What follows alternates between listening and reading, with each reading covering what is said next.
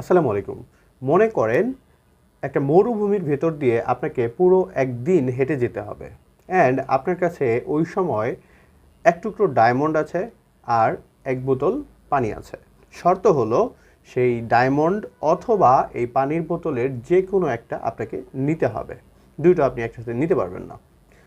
General সেন্সে কি বলে, অবশ্যই আপনি আপনার লাইফ সিকিউরিটির জন্য পানির বোতলটা কিন্তু ক্যারি করবেন অ্যান্ড ডায়মন্ডটাকে রেখে যাবেন, তাই না? তাহলে প্রশ্ন হচ্ছে, কোন জিনিসটার দাম বেশি, ডায়মন্ডের নাকি এক বোতল পানির? উত্তরটা হচ্ছে, আমাদের সাধারণ মার্কেটে অবশ্যই এক বোতল পানির চাইতে ডায়মন্ডের দাম অনেক অনেক বেশি। কিন্তু বাস্তবে আপনি চিন্তা করে দেখেন যে আমাদের বেঁচে থাকার জন্য এবং পারিপার্শ্বিক পরিবেশে যখন আমরা বিপদে পড়ি তখন ডায়মন্ডের চেয়ে পানির দামটা অনেক বেশি হয়ে যায়। এখন প্রশ্ন হচ্ছে যে কেন মার্কেটে আমরা পানির দামটা কম রাখি এবং ডায়মন্ডের দাম বেশি রাখি?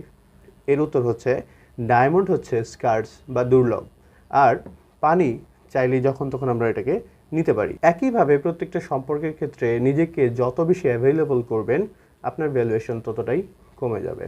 So be careful.